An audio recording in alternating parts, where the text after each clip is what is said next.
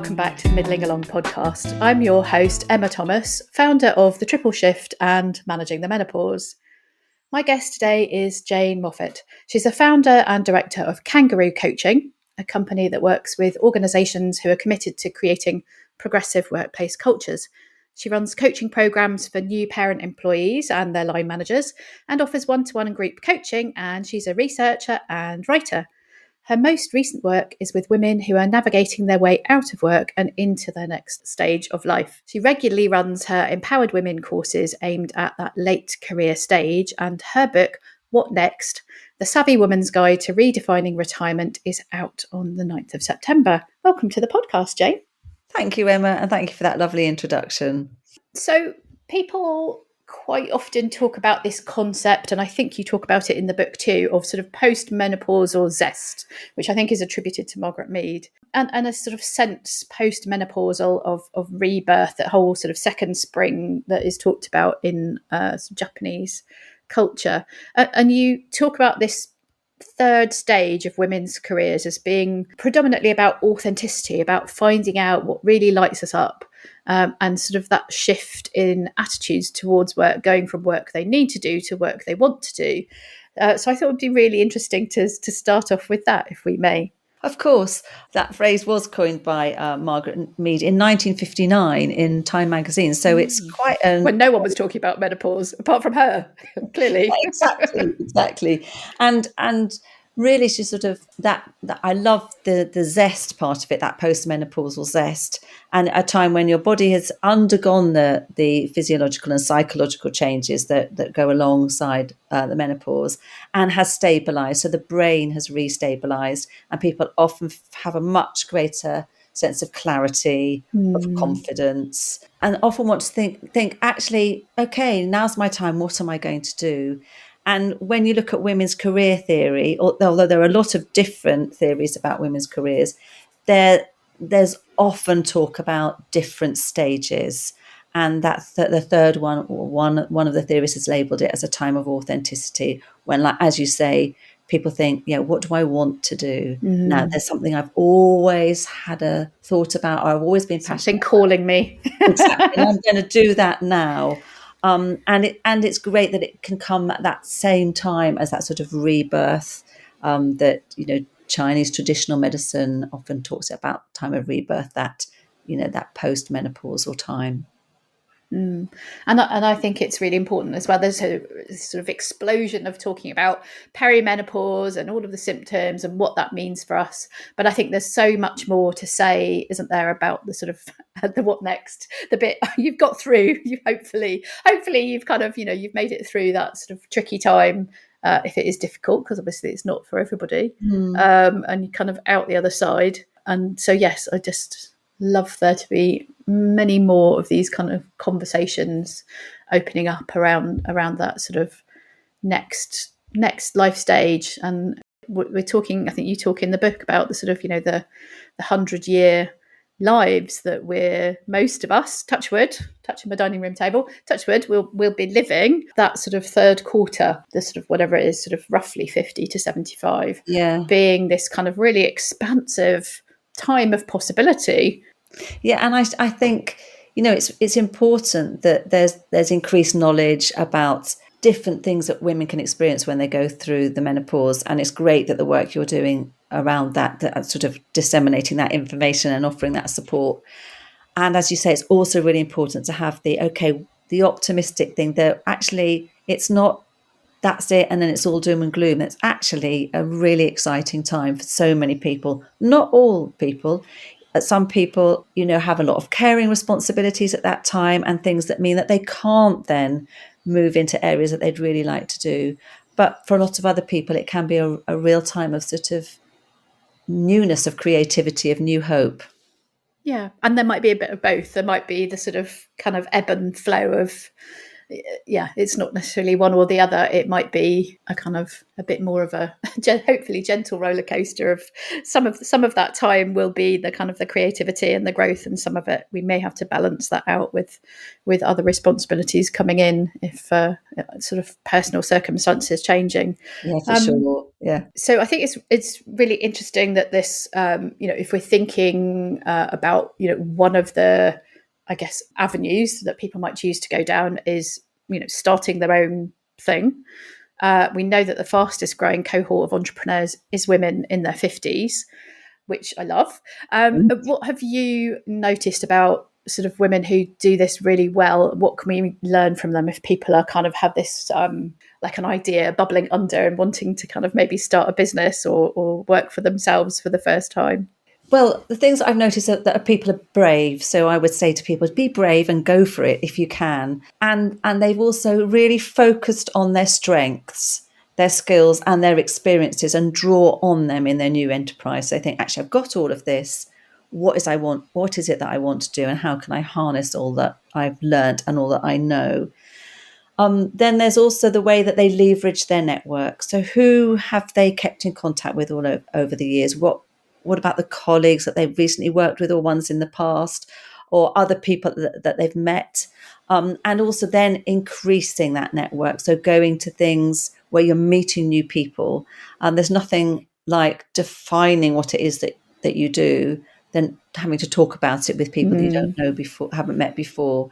So there's that building relationships and just doing that all the time, being proactive, thinking, oh, what will I lose? What have I got to lose if I do that? Let me try. Let me try and contact that person. Let me try and go to that thing. What's the worst thing that can happen? So really just grasping opportunities and really being open to new challenges, having that growth mindset that it's a time when I'm going to be growing and learning rather than just staying as things are.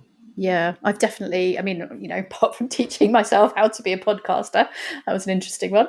Kind of know what I'm doing now. But yeah, it's definitely sort of being a kind of a solo business owner, you're kind of doing everything. So sort of, teaching yourself how to use Canva or mailing software, grappling with pop-up forms on websites and building that. I mean, obviously you don't have to do it all, but it can be.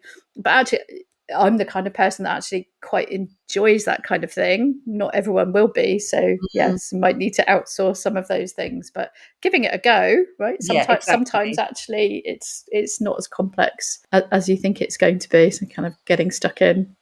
And you can discover things that actually you can do and that you might be quite good at that you would never have thought about beforehand. So, you're like I said before, drawing on your strengths and your skills, but actually often there's that surprise of actually I'm all right at this. I've got that. I can do that as well. And so actually what you end up doing is much broader and more varied as well.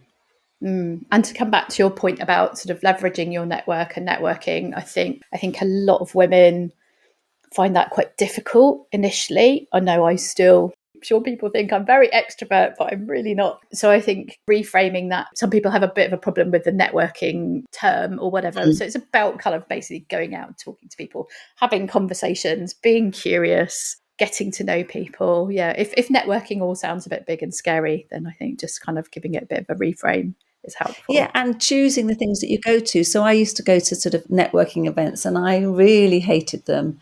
The sort of everybody standing around sort of wanting to talk about what they were doing and not, finding particularly sort of small scale networking events, which is why I set up, one of the reasons I set up Talking Matters for Business in Winchester was, and haven't framed it as a networking event, because actually it's about having meaningful conversations about topics of interest. So somebody presenting something that they know quite a bit about that could be useful to other people, and then people exploring how they would use that in their work. And inevitably you meet people. So there's a sort of, it's the fact for me, there's a purpose to that event rather than just going along and talk, making small Yeah, talk with people. yeah. I think we've all been to those kinds of kinds of things. For anyone who's listening, who's kind of gone down the route of having children, obviously not everyone will or can. think there's often a sort of sense as they get older, and hopefully, you launch them out onto their own kind of journey, having that sort of opportunity to focus more on ourselves. What kind of things can we start thinking about if we're either kind of in that situation? Probably plenty of people with sort of older kids maybe going off to uni in September, October, in the autumn time, or they can kind of see it looming close on the horizon. How can people sort of think about planning ahead for sort of empty nest type feelings that might bring up? Yeah, that's a great question. And I think, first of all, it's worth acknowledging that at that time of change, when older children leave home, it is a psychological transition, and your identity as a mother shifts. So acknowledging that, and acknowledging that it can be a tricky time, but as you say, also a time of opportunity, and a time to think, oh, okay, it's my time now. I can focus on myself. I've got the time to focus on myself, and actually, maybe I want to lean into that changed identity and do something different, or expand what I'm doing. So for some people, it might be they change their job or they change their role. For others, it might be enrolling on a course, which means that you increase your learning, but you also meet a new group of people. And they're people that know you as you are now, rather than have all that knowledge of you from beforehand. So sort of almost like a reinvention at the same time as sort of increasing what you know, what you're learning. You don't just get to be so-and-so's mum. You actually get to be Exactly. you. Exactly. Yeah. And it can be so invigorating doing that. I mean, when I was 50, that's when I started my master's in coaching and behavioural change at Henley Business School. And I loved the learning, but actually the meeting of that very special group of people was really fundamental to me, to the way I changed my thinking and what I did from then onwards. Other people might take up new pastimes, so they might think, oh, I'd like to experiment with this or try this out. And I was talking to somebody on the train the other day who I know, who a few years before I did my master's, she did a master's in gerontology. And she was saying there's research to show that a lot of women, when they stop work, don't have any hobbies. And that's in contrast to men, mainly because they've been focusing on working and the family. And so they're then at this point where they haven't got things that they do in their spare time. And certainly this is the case with one of my friends, which was the whole reason I started getting interested in this aspect of a woman's life. And we were having lunch, I don't know, about 4 years ago, and she's had a full-on career and a family. She's like, when I do stop working, what am I going to do? I don't have hobbies. And she's somebody with lots of energy who likes to do who likes to be busy. Just a black hole looming. And all that cliff edge, and that thought just didn't leave me. So I think for some people, it can be useful to think about, what do I really like to do? Can I experiment with some different things? And you then get to meet new people as well, but it's not for everyone. So lots of people think that's not what I'm going to be wanting to do later on when I stop work. And I think all of it boils down to asking yourself 3 questions, which are, where am I now? Where might I want to get to? And what else do I want to go on to? So thinking about that within the context of work or just general life, those questions can be really useful, I think. And you talk in the book about you're quoting from another book by Grattan and Scott, and they write about investing throughout our life in what they call these intangible assets. So they break those down into productive assets, vitality assets, and transformational assets, which all sounds a bit complicated, but maybe you could explain a little bit more about that kind of approach, why it's important. Yeah, of course. I mean, with all the work, the awareness of sort of increased longevity, thinking about how we live our lives in the sort of latter part of it is really important. Like, if we retire at 67, how are we going to fill that time? So they talk about actually in the future there being multi-staged lives where people do things at different points. They won't be working full time forever. There might be periods of time when they're not working, periods of time when they're doing part-time work, but they won't necessarily be stopping in their mid-60s. And they have this concept of juvenescence, which is living younger for longer. So about having a healthy, longer life. And they think we should be investing in these intangible assets, as you've said. So the productive assets, that sort of covers skills, knowledge, mental flexibility and agility. So a bit like I was saying about sort of enrolling on courses, increasing your learning, sort of being innovative and creative. And think about, what gives you motivation, what encourages you, those sorts of things. That all sits under productive assets. And then vitality assets, that covers mental and physical health and well-being, having positive family relationships and partnerships, thinking about what you need to do to have a healthy and well-functioning brain, and the whole concept of regenerative friendships. So friendships from lots of different parts of your lives or your life, friendships from long ago and more recently, friendships from work, friendships from social life, from home life. They're all emotionally laden and they're all really useful. Then under transformational assets, that's about self-knowledge. What do you know about yourself? How can you increase that self-knowledge? And about having diverse networks. So you're open to new experience, and you've got people that you know from lots of different areas of the world, maybe of different social stratas, different types of employment, so that you've got that sort of diversity. And they say that there are 3 parts of a successful transformation. One is self-understanding, and there's a big focus in my book about understanding yourself better, about what is it that you need. And there are 6 challenges that I've identified to do with stopping work, and each of those 6 chapters finishes with a set of sort of questions and exercises to help you get a better understanding about what's important to you. The second part of successful transformation is reaching out to new communities.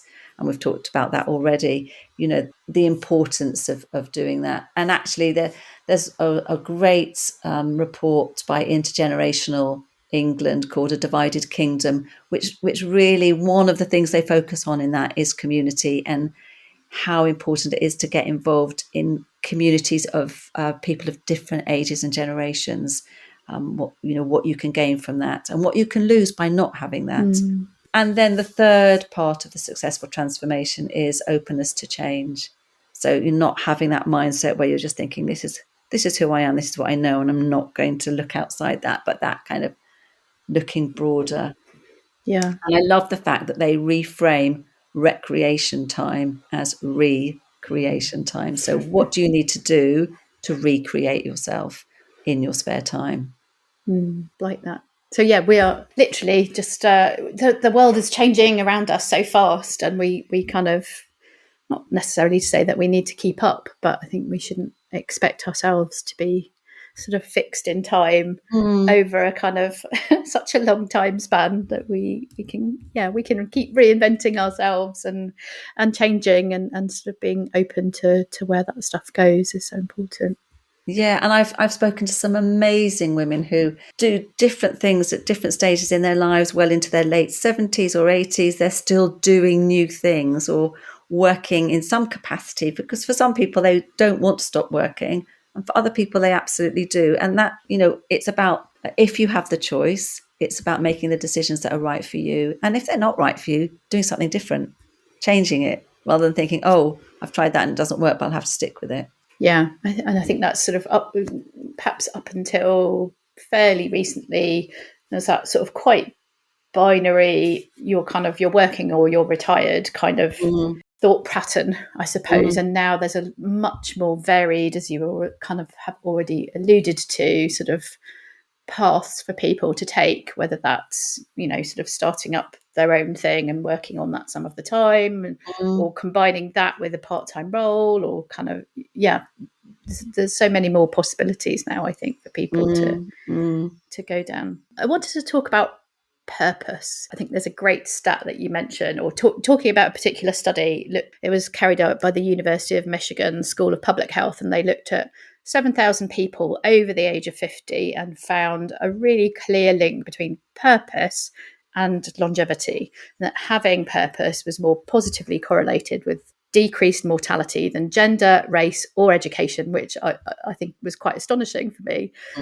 What's your advice for anyone who might feel that sense of purpose is lacking at the moment in their work or life or both? Yeah, it's a really good question. I mean, I think I found the whole Japanese concept of ikigai very useful. And there's quite a lot written about it, but sort of the basic tenets of that, thinking about what you feel passionate about, thinking about what you're skilled at, and then thinking about how you can combine these two in a way that contributes to others, that gives back to community.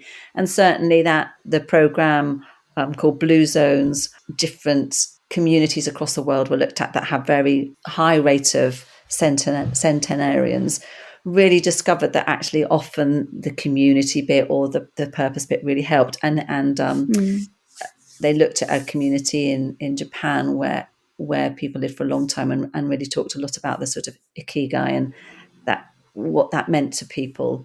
And it can change over time. So you can have one for a short amount of time, one ikigai, and then it's a different one. So it's not set in stone. And there's one woman I was talking to who was saying that she had stopped working a couple of years previously, and she said, I can be busy, I can fill my days with things, but there's nothing that feels really of purpose to me. I don't feel meaningful. Yeah, exactly. And then the next time I spoke to her, she'd been sort of brought in by a friend to help run a cooking program for asylum seekers. And cooking is something that she's really brilliant at. I've heard that from a friend of hers, and that she really loves. So she's skilled, she loves it, and she was sort of giving to other people. And the change in her was really apparent, was really clear. And when that project finishes, she'll need to find another ikigai. So, it's about really thinking about what is it that you love to do and that you're skilled at. You could also really take a step back and think, okay, if I could do anything in the world and there were no restraints, what would it be? What really sparks me? Or what would I campaign about? And then if you find that, for instance, if it's campaigning, it could be on a big scale or a really small scale. What could you do that you could integrate into your lives right now? Something I found really useful is free writing. So just think, okay, I'm going to spend 10 minutes. I'm going to have a notebook or a piece of paper and a pen. And, you could put down, okay, what I'm going to write about is what really matters to me, for instance, and then just see where the pen takes you. It's amazing what might come out. And there's research to show that doing it with a pen rather than doing it on a keyboard gives you greater insight. And if you're not somebody that writing is your natural medium, how about drawing or doodling or something that you're doing with a pen and paper that can just free up your thinking and your creativity? Yeah, we should give a shout out actually to the book Exploratory Writing by Alison Jones, who is your publisher and who I also know. So yeah, I think that's a really good if people want to sort of understand a bit more about that sort of reflective writing and kind of get into that kind of practice and see how that might help you. That's a really great place to start. So I'll put a link to that as well. It is really great. And I know years and years ago when I was a tutor within NCT, I remember coming up when I was reading about reflective practice, coming across the term writing to learn. So we normally think about learning to write. When you're at school, hopefully you learn to write. But this was about writing in order to learn. And I loved that sort of way it turned that phrase on its head. And I found that very thought-provoking and inspiring. I was also thinking that another thing that you could do if you were feeling actually I don't have any purpose now is just think back when in your life did you feel that you had purpose, and what was that purpose and what's missing now? Do you want to reconnect with that same sense of purpose or something different? And if so, what do you need to do in order to do that? And who do you need to have a conversation with? So really prompting that thinking. We should also perhaps touch briefly on the topic of the gender pension gap, because I think, I don't know, I'm I'm 52 now. I don't know when I'll get to retire. If I retire, in some ways, I kind of think I quite like to keep working and doing and kind of challenging myself. And who knows what the world will be like, in 15 years from now. But it's undeniable that there's, a huge gender pension gap, and lots of women for different reasons kind of do get to that retirement point with sort of insufficient retirement savings. And I know that you talk a little bit about this in the book. So I guess, I don't know. I didn't have a fully formed question around that. So what are your kind of thoughts? Okay. There's not very much about financial aspects of retiring in my book, because I think there are lots of books about the finances of retiring that are out there. And I wanted to focus on other important aspects of stopping work. But it is being highlighted now that there's this gender pensions gap. And that can be because there's often a differential in salaries between men and women. So women are earning less during their working life than men. And often people take some type of time off work if they have a family, or they might well go back to work part-time or have a career break. So all of this can impact on career prospects and on the amount that women can pay into their pensions. I was astounded when I was looking into this to find out that it wasn't until 1990 that occupational pension schemes offered equal pension benefits to both men and women. That before that it was unequal. Really? Yeah, exactly. And that there are differences in the type of pension schemes that women and men participate in and the way in which they're enrolled. So these all have an impact on pensions that people end up with. And thinking about divorce, that divorce settlements often don't take into account pension wealth. Yeah, I think that's the biggie, isn't it? That people perhaps don't at the time appreciate how important that can be for further down the line. It might not be something that they necessarily are considering, but hopefully if they've got a good lawyer, they'll be. Well, yeah, hopefully. But I mean, divorce rates in the UK are overall are declining, but they're increasing in the over 50s. So, it is something that, holding on to that, making sure that you think actually about pension wealth when you're going through a divorce. And in 2024, a gender pensions gap report found that on average, women retire with pension savings of £69,000, whereas men retire with savings of £205,000.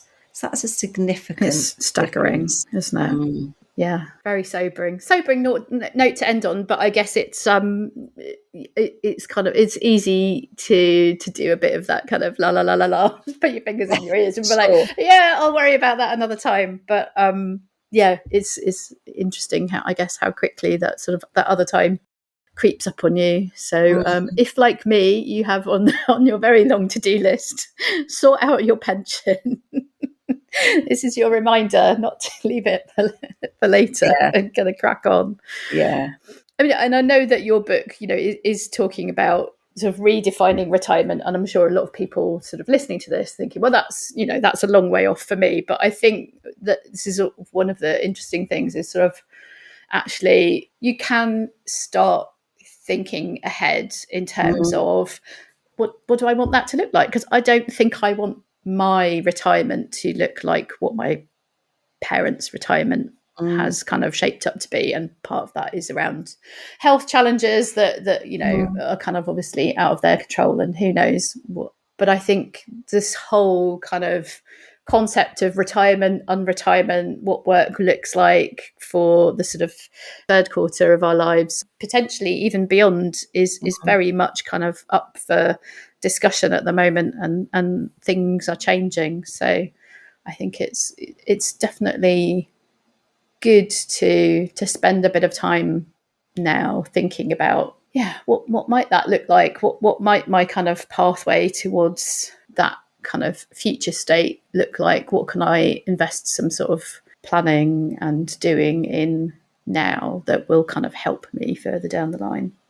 Yeah, and to try not to feel daunted, but to feel excited. Actually, people often say I'm really looking forward to retirement, and might not consider that there are the other aspects that could be challenging. So doing the thinking in advance, and also thinking, how can I best set myself up so that it's a really fulfilling time, and that it doesn't have to be the same as everybody else's. There's no one size fits all. It's actually they're really having a great time doing this and feeling fulfilled. But I think that won't work for me, and what I want to do is something else. So the sooner you start sort of thinking about that, and actually sort of really thinking about what makes you tick, what makes you really happy, what makes you feel really fulfilled, the better, because you can start experimenting with things. Jane, I know that there are lots of resources from the book available on your website. So where can people find you and find those? My web address is www.kangaroocoaching.net. And on the website, they'll be able to find out about the book and also the resources. There's a resources section, and the sort of coaching style questions that I talked about earlier. I've made those into a workbook that sits on my website that people can download and fill in, so that they can start thinking about that and start working through that, irrespective of whether or not they buy the book. That's great. That's very generous of you. And I think it's always helpful to have a kind of a good framework to work through with these big questions, especially if you're sitting there thinking, I don't even know where to start thinking about this stuff. So yeah, that is brilliant. And we'll obviously put a link to that in the show notes. And you on LinkedIn. Well, people can find you on LinkedIn. Yeah. And I also run online courses for women who are at that stage of stopping work, called, as you mentioned before, Empowered Women from Retired to Redefined.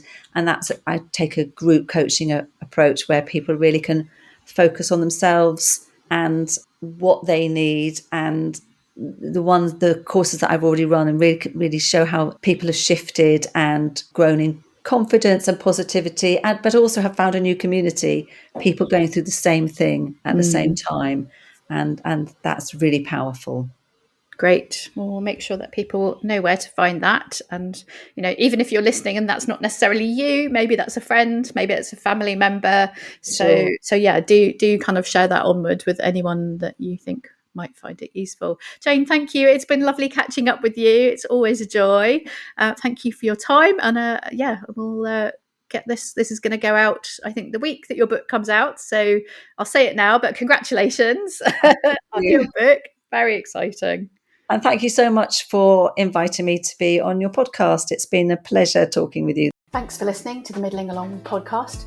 If you enjoyed today's episode, please go and leave us a review over at Apple Podcasts. You can check out the full back catalogue of all our episodes over at middlingalong.com. You can also find out more about my work as a coach. Go to www.thetripleshift.org.